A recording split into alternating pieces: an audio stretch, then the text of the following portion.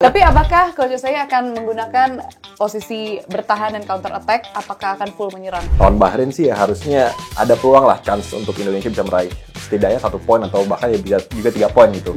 Kalau misalkan kita pakai 3 back nih, dengan gak adanya Hübner, kira-kira siapa yang harus dimasukkan ke posisi yang dicoba? Apakah Kevin Verdonk, apa Hilgers? Sintayong itu pelatih yang cukup revolusioner, berani untuk memainkan pemain-pemain yang baru datang. Dia nggak ada lagi tuh kata-kata adaptasi buat pertandingan untuk main. Lu main langsung bagus coba gitu kan. Biasanya kan kalau sebuah tim kan ada yang katanya biasanya pelatih suka bilang don't change the winning team. Nah ini kalau STI kita nggak pernah tahu nih, benar. Surprise. Karena selalu di luar dugaan.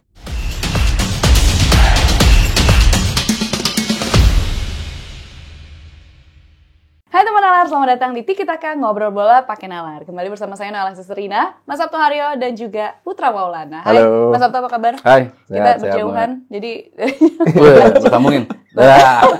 Puma apa kabar? Terima kasih loh udah datang ke Tiki Taka. Alhamdulillah baik, terima kasih juga sudah mengundang saya ke Tiki Taka. Luar biasa. Ini line up-nya kayaknya Familiar banget ya, familiar banget. Tapi hari ini kita nggak bahas liga-liga lain ya. Kita mau bahas timnas yang sebentar lagi akan menghadapi Bahrain ya di laga tanggal 10 nanti. Dan seperti yang kita ketahui, kita harus menang nih melawan Bahrain. Nah, harusnya. Tapi apakah coach saya akan menggunakan posisi bertahan dan counter attack? Apakah akan full menyerang? Menurut Mas Sabto sama Puma gimana?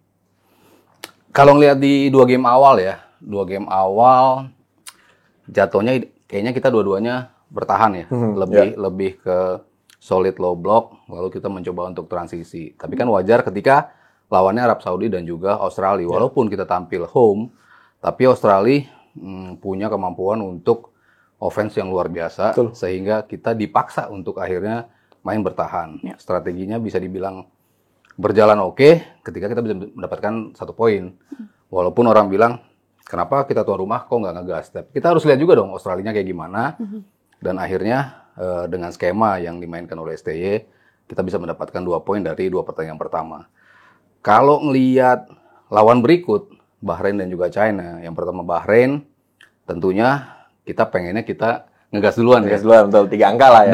Dan sebetulnya 2 laga lawan Arab Saudi dan juga Australia, kita 15 menit pertama ngegas. Kita 15 menit pertama dan hampir di semua gamesnya Sintayong, first half tuh kita selalu dominate ya. Lawan Australia waktu di Piala Asia, walaupun kita akhirnya kalah 4-0, tapi kita bisa buat banyak peluang di babak pertama. Lawan Jepang pun seperti itu, kita menciptakan peluang, walaupun ujung-ujungnya kita kalah gitu. Tapi kan identitas dari permainannya Sintayong tuh ya seperti itu. 15 menit pertama sampai 45 menit pertama, kita selalu ngegas. Jadi kayaknya lawan Bahrain, kita akan mencoba untuk nyerang duluan. Ubah setuju nggak? Setuju, cuman kan balik lagi, ini kan juga Indonesia kan di fase round 3 ini kan juga termasuk experience yang baru juga buat Indonesia kan. Jadi otomatis kan pasti gimana caranya, mungkin juga dari STI ya terutama pengen gimana caranya, sebisa mungkin kita bisa meraih hasil positif, tapi dengan permainan yang nggak terlalu ambisius juga gitu. Mungkin main aman dulu, kemudian ketika waktunya counter attack ya mungkin counter attack, ketika waktunya mungkin ball position dulu. Cuma kan takutnya ketika all out langsung attack tiba-tiba ke counter terus kebobolan kan malah bisa bikin drop juga dan bisa bikin permainan Indonesia jadi nggak stabil kan temen. Cuman kalau misalkan lihat lawan Bahrain sih ya harusnya ada peluang lah, chance untuk Indonesia bisa meraih setidaknya 1 poin atau bahkan ya bisa juga 3 poin gitu. Apalagi juga target dari PSSI kan juga dari dikatakan bahwa dari lawatan mereka ke Bahrain dan juga Cina pengen mendapatkan 4 poin. Berarti kan salah satu laga harus ada kemenangan tuh di situ kan. Cuman melihatnya kalau lawan Bahrain agak sulit, mungkin ya bisa di China. Cuman ya balik lagi Bahrain kita punya sejarah kalah telak yang mungkin itu ya takutnya masih bisa menjadi jadi momok atau mungkin jadi masih terbayang-bayang. Tapi ya untungnya kan sekarang skuad yang diisi oleh timnas sekarang kan ketika menghadapi Bahrain nanti tidak ada pemain-pemain lama yang ketika kalah 10-0 itu. Jadi harusnya sih optimis sih, harusnya sih bisa sih. Yuk bisa banget ya, apalagi dengan 2 hasil pertama lawan Arab 1-1, kemudian lawan Australia 0-0, kita dapat 2 angka dari situ ya, otomatis juga menaikkan kepercayaan diri dan ya melihat sekarang skuad timnas saat ini sih wow sih, harusnya oke sih. Nah, dengan harapan bermain kita yang menyerang terlebih dahulu nantinya, formasi apa yang cocok digunakan? Dan kalau misalkan kita pakai 3 back nih, dengan gak adanya Hübner, kira-kira siapa yang harus dimasukkan ke posisi yang dicoba? Apakah Kevin Verdonk, apa Hilgers?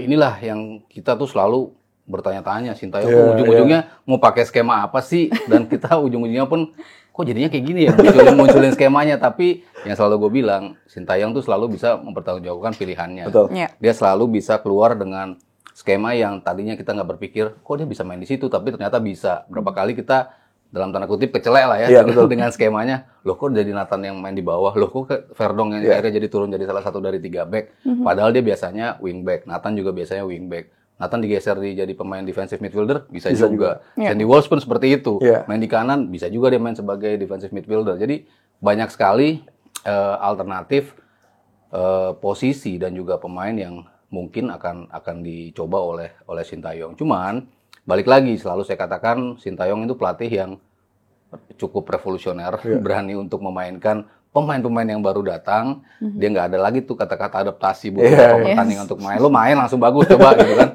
Di Hubner mungkin awalnya shaky kan. Betul. Nathan juga kita mikir biasa aja nih main. Kayak Shane lah.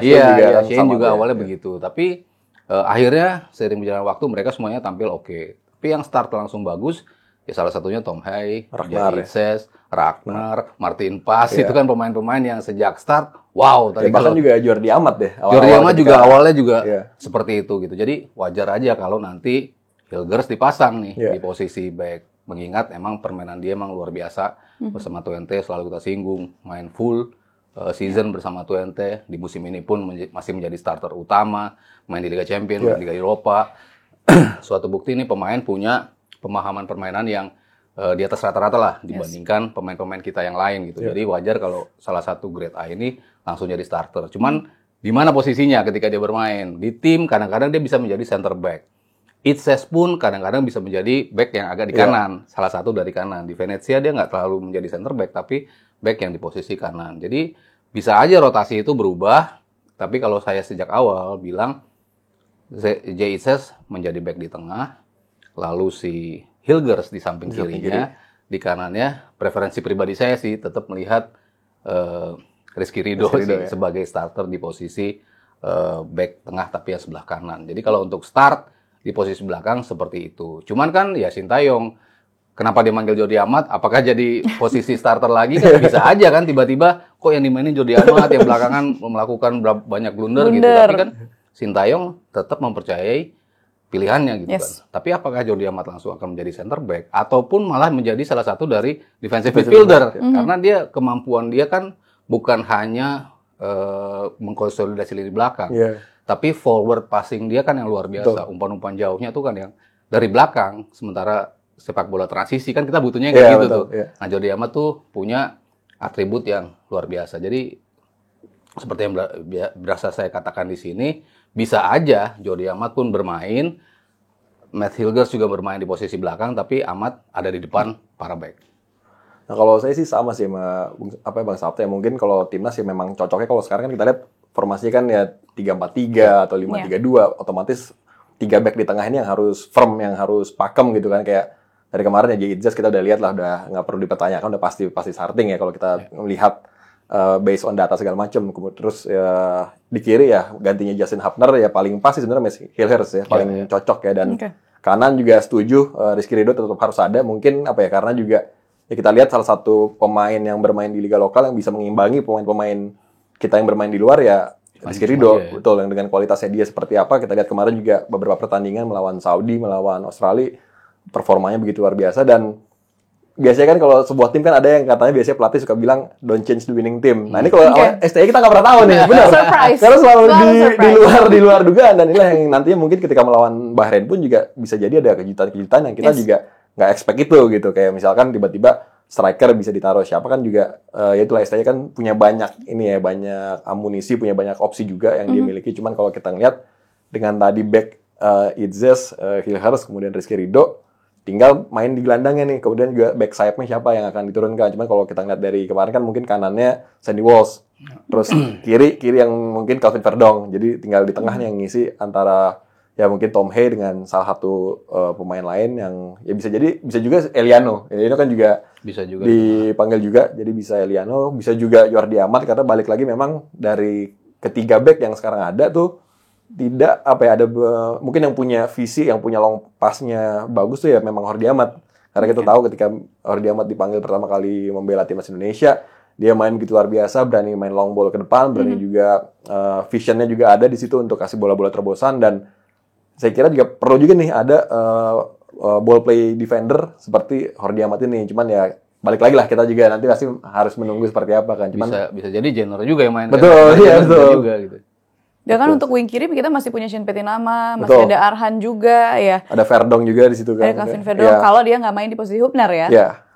Jadi masih masih ya itulah, siapa tahu nanti malah Nathan yang taruh di kiri bisa betul, juga kan. Karena kan dari 27 nama yang dibawa oleh STY kan 10 tuh berposisi pemain bertahan. Jadi memang banyak sekali pemain bertahan di situ untuk sebagai opsi di barisan belakang, apalagi ya kita tahu otomatis kalau mainnya 5 back kan ya opsinya masing-masing posisi ada 2 pemain gitu kan kalau dari based on pemain yang dibawa gitu. Apalagi juga dari 27 pemain hampir 13 pemainnya juga pemain yang pemain keturunan juga di situ. Jadi cukup menjanjikan lah ini. Nah, kalau kita bicara skenario formasi 4-4-2 gimana nih? Kira-kira siapa yang akan menjadi 2 back tengah yang paling cocok?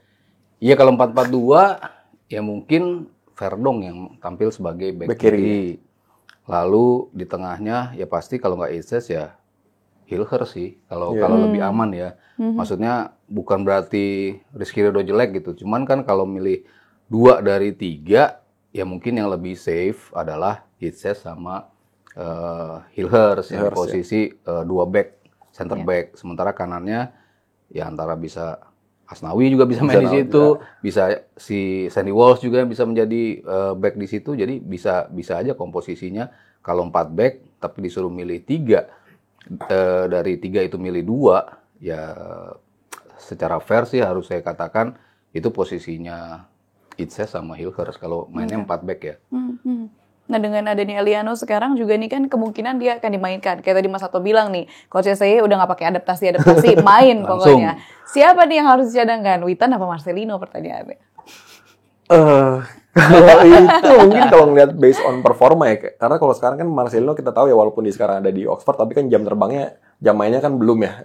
Jadi kalau misalkan secara performa mungkin Marcelino yang mungkin diganti sama Eliano, tapi balik lagi ya Witan pun juga sekarang performanya lagi naik juga, lagi bagus juga, dan ketika dia diturunkan di setiap pertandingan timnas di ajang kualifikasi round 3 ini juga selalu ada efek positif yang diperlihatkan oleh Witan gitu. Jadi mungkin kalaupun nanti Eliano main bisa menggantikan posisi dari Marcelino. Dan tadi ngomongin masalah formasi 4-4-2, 2 back di belakang, saya juga setuju sama Bang Sabto karena ya itu tadi Izes ya kita tahu main di Serie A di Venezia dengan kompetisi levelnya seperti apa, ditambah Hilher juga kemarin juga main di Europa League ketemu tim sebesar Manchester United, dan di situ pun kan dia juga membuktikan gitu. Mungkin banyak masyarakat Indonesia yang bukan fans MU tapi mungkin mau nonton pertandingan MU lawan Twente karena pengen melihat performa dari Messi Hilher. Sedangkan ya ketika pertandingan itu berlangsung ya dia menunjukkan kualitasnya itu. Jadi saya kira juga jika memang pakai formasi 4-4-2 ya layak lah untuk Messi Hilher dan juga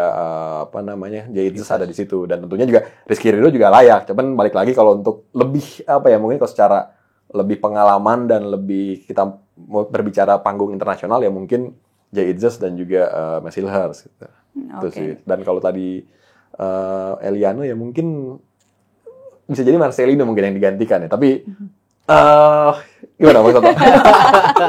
Yang pasti kalau ngelihat dia kan sebetulnya nih lagi-lagi ya pilihan Sinteyong kan pemain versatile ya. Betul, banyak pemain yang versatile yang dia pilih gitu. Salah satu Lionel Landers punya atribut yang cukup bagus di sisi wingback kanan, sisi penyerang depan kanan, penyerang depan kiri dia bisa juga ya. Dan juga gelandang di tengah pun dia bisa juga gitu. Jadi sebetulnya dia mau mengisi pos apa aja di lingkup tengah dan belakang depan tuh dia bisa semua gitu. Cuman kalau kita ngelihat belakangan apa yang ditawarkan oleh Ragnar di sisi kiri, lalu di tengah Rafael Strijk, di kanannya kan kadang-kadang agak timpang ya. Betul. Maksudnya kan mungkin era Yance Sayuri, Yakob Sayuri luar biasa tuh di sisi kanan. Cuman kan nggak selalu di setiap pertandingan seperti itu. Lalu Witan pun eksepsional banget tuh, link up play-nya sama back, tengah, di depan juga luar biasa. Bisa juga dia ngisi posisi itu. Cuman kalau ngasih ketenangan, ya pilihannya jatuh ke Eliano Landers lagi-lagi. Ini pemain grade A juga, pemain yang main di level tertinggi sepak bola Belanda, Mendy Zwolle selalu menjadi pemain juga yang sering merumput di situ, artinya jam terbang dia cukup, adaptasi dia juga kayaknya nggak bakal lama juga untuk tampil bersama timnas, jadi wajar ketika Hilgers main di posisi back tengah langsung, sementara di posisi depan kanannya yang akan menggantikan Witan atau Marcelino adalah Eleanor Renders. Ya, karena kalau Ragnar sih kita udah nggak perlu perbincangan lah, udah pasti mungkin harusnya otomatis start di... Bisa link juga sama strike, ntar strike yang geser ke kiri, Ragnar yang ngasih ke tengah, itu kan berapa kali terjadi dalam at point pertandingan gitu. Kalau kita lihat usia dari pemain-pemain Bahrain ini kan cukup senior ya. Rata-rata tuh di atas. Kenapa kamu ngeliat ke aku kalau senior? Mohon maaf. Aku lihat ke kamera aja kalau gitu. Nah, kalau kita bicara pemain-pemain Bahrain yang akan kita hadapi nanti di tanggal 10 kan rata-rata memang pemainnya di atas 30 tahun. Bahkan yang paling tua itu kipernya berusia 39 tahun yang namanya Syed Jafar. Atau juga ada Abdul Latif dengan umur 38 tahun. Apakah ini akan menjadi kesulitan untuk kita karena pastinya mereka udah pemain yang begitu berpengalaman, atau justru ini jadi peluang karena mungkin level fitnessnya Iya, pemain senior kan plus minus tentu ya. Tapi kalau kita ngelihat sejarahnya tim Asia, entah itu di Piala Dunia, entah itu di Piala Asia, banyak kan tuh masuk ke bracket tim yang paling banyak atau paling senior gitu pemainnya. Iran di Piala Dunia kemarin paling tua tuh, 28 atau 29 tahun rata-ratanya, tapi Iran tetap bisa tampil bagus. Di Piala Asia juga ada Jepang, ada Australia, ada Korsel. Iran juga masih menjadi salah satunya. Itu usianya tua-tua juga. Jadi artinya kan usia tua, tapi ketika mereka sudah tampil bersama, udah cukup sering, artinya mereka dari sisi kesulitan tetap bisa merepotkan tim kita, berapapun usia mereka gitu. Jadi ya, walaupun usia tua, kita juga nggak boleh ngelihat kita punya kekuatan, karena kita salah satu tim yang bisa dibilang usianya paling muda ya. Banyak sekali pemain-pemain U23 kita kan dalam tim gitu. Cuman ya lagi-lagi tua kan berarti pengalamannya tinggi, kemampuan untuk memancing emosi lawannya juga tinggi, gaya-gaya pemain-pemain Arab ya seperti itu, doyan memancing emosi, justru ini bisa menjadi hal yang nggak mudah juga bagi kita ketika kita bertemu tim-tim atau pemain-pemain yang ternyata usianya di atas kita, tapi pengalamannya segudang. Berarti apa yang harus kita waspadai ini dari... Ya balik lagi kalau yang harus diwaspadai, mungkin balik lagi ke diri para pemain timnas sendiri, karena kan dengan usianya mereka yang masih mayoritas muda, otomatis kan jangan terpancing, apalagi ya kita tahu tadi kan Bahrain banyak pemain seniornya juga, bahkan juga ada 2 pemain yang tahun 2012 ngebantai Indonesia 10-0 juga masih ada di tim, salah satunya termasuk kipernya juga masih ada di tim Bahrain yang akan berhadapan dengan Indonesia. Jadi kalau dari Indonesia yang harus diwaspadai itu jangan gampang termakan ataupun terpancing dengan provokasi-provokasi ataupun juga cara-cara mereka untuk memainkan mental dan juga emosi pemain kita gitu, itu yang bahaya sih. Jadi balik lagi ya, ini Bahrain juga bukan tim yang mudah dikalahkan, apalagi juga mereka menang lawan Australia 1-0 walaupun itu gol bunuh diri dari Harry Souttar ya. Cuma kan Bahrain dengan poin 3, Indonesia poinnya 2, jadi berharapnya sih Indonesia bisa tetap main dengan enjoy, dengan fun. Pemain juga harus konsentrasi penuh, harus fokus.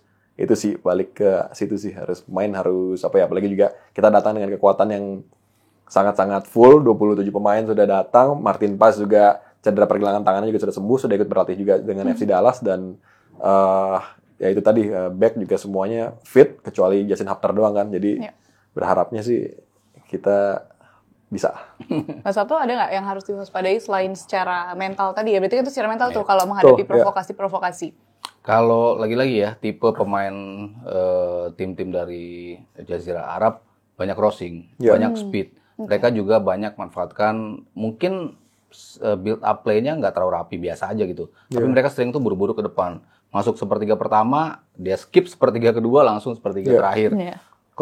Bola-bola panjang, kedua wingback, mereka punya kecepatan tinggi. Kalau wingback kita nggak bisa antisipasi itu, bahaya juga kan. Lempar bola di belakang back gitu kan, tuh sering banget terus mereka masuk, dan kita juga harus lihat bagaimana crossing mereka yang bahaya juga. Kita lawan Arab Saudi di beberapa menit terakhir itu isinya udah crossing terus. Makanya kemarin kenapa Wahyu akhirnya dimainin untuk menahan crossing itu. Gimana caranya bola jangan sampai naik. Ketika bola keburu naik, kemungkinan untuk terjadi gol kan cukup besar ketika tinggal nambah beberapa pemain di depan untuk melakukan sundulan atau bagaimana, itu menjadi salah satu teknik yang biasa dimainkan oleh tim-tim dari Jazirah Arab gitu. Jadi bola-bola crossing pun harus kita waspadai. Jangan melulu harus bersandar pada pasukan lini belakang dan juga kiper. Tapi gimana wingback dan juga pemain tengah itu menahan supaya bola itu jangan keburu ke crossing. Berani nutup dulu ya. Berani nutup dulu. Karena ketika bola itu sudah naik, ada first ball, ada second ball, yang siapa yang hasilnya lebih dapat, ya pemain-pemain Arab tuh doyan juga tuh untuk ngerebut bola kedua. Itu menjadi hal yang patut diwaspadai dan juga dicermati oleh pemain-pemain kita. Dan mereka juga kan kadang suka pakai pemainnya itu tipe striker target man. Nah itu balik lagi kenapa mereka suka crossing ke tengah itu, karena memang ya postur-postur pemain Arab kan kadang memang lebih tinggi dari pemain Indonesia, dan itu lagi balik lagi mereka pakai target man, mereka pakai post striker di depan yang untuk bola pantul, untuk bola crossing. Jadi itu yang harus diwaspadain sih. Gitu. Oke, kalau menurut teman nalar gimana kira-kira apa yang harus diwaspadai oleh timnas kita saat menghadapi Bahrain nanti, dan formasi apa yang paling pas digunakan? Mungkin kita boleh sambil prediksi juga nih ya, sama teman nalar boleh prediksi kira-kira line up-nya seperti apa dan juga formasi yang digunakan oleh Coach SCY seperti apa. Mas Sabto, terima kasih. Sama-sama, Noe. Kak Pupa, terima kasih. Sama-sama, Noe. Ditunggu di episode berikutnya, main-main lagi ke sini ya. Oke teman nalar, jangan lupa komen, like, and subscribe YouTube channel Nalar TV. Saya Nala Sustrina, Mas Sabto Haro dan juga Putra Maulana pamit undur diri. Sampai jumpa di episode berikutnya.